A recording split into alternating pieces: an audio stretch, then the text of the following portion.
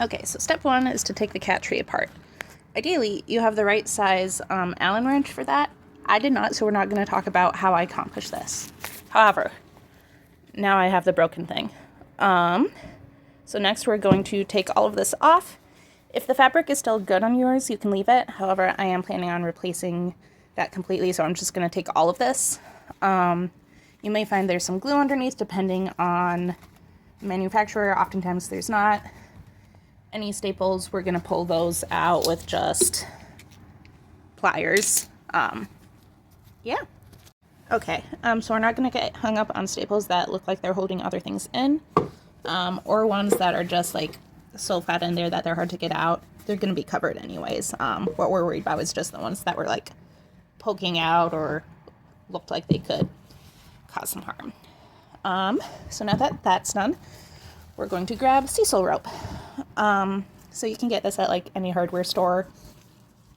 If you're in the Midwest, I recommend Menards. And so what we're gonna do is get better at things. But you're essentially going to start with stapling it flat here and then going around. Give me 1 second. Okay, so I have my staple gun. I believe it's 1/2 inch staples in there. You might be able to get away with 3/8 inch. But the thicker the Cecil rope, the thicker the staple you're gonna need. In addition to that, you can see I have some different types here. Usually I'm gonna recommend the thicker Cecil rope. It's gonna take you less time and just work better, but if you have a lot of patience, you can also use the thin stuff. So, we're going to start, looks like my fabric came down to here. If your fabric is still on, I recommend just like doing it so that the rope goes just slightly over it. We're gonna start over here. Just staple that down and miss and do it again.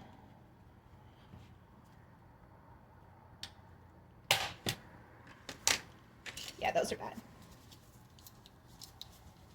This might take a few tries, and I'm not editing this out because I'm lazy. Let's actually start with the other end of the rope. Should it matter? No, but this is old because I didn't want to go to the store today. So we're working with what we got. Yeah, this end looks like it will be a little easier.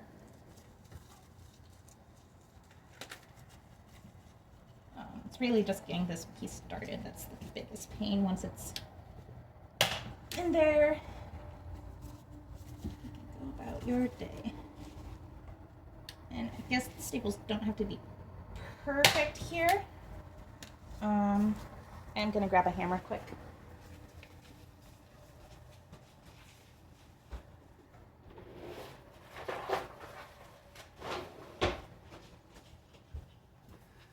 But you want them to be flat enough that they're out of the way. Look at that, beautiful. Okay, so now that's there, and we are just going to start rotating and covering it. Try to get right underneath there. And you're just gonna go round and round, trying to get it tight up against that. See, we're already covering this part, so you won't even know it's there. This is going to take a while, so I will stop there. Okay, I've gotten it towards the end, and this is the part that I always forget how I do each time. So like obviously with this part, it's easy to cover. So we just kind of get this flatter as we can.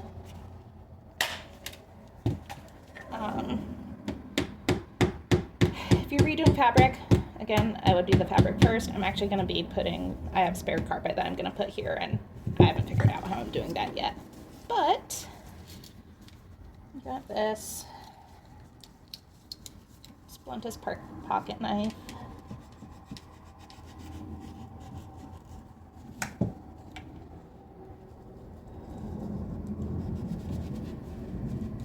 Just take out all your rage on it.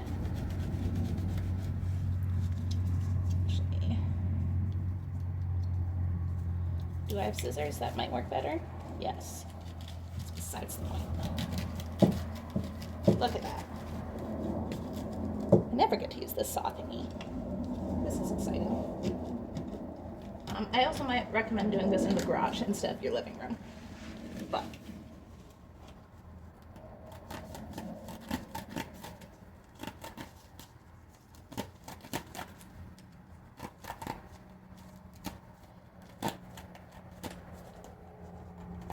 Okay, obviously this came off again, so we're just going to pull it tight.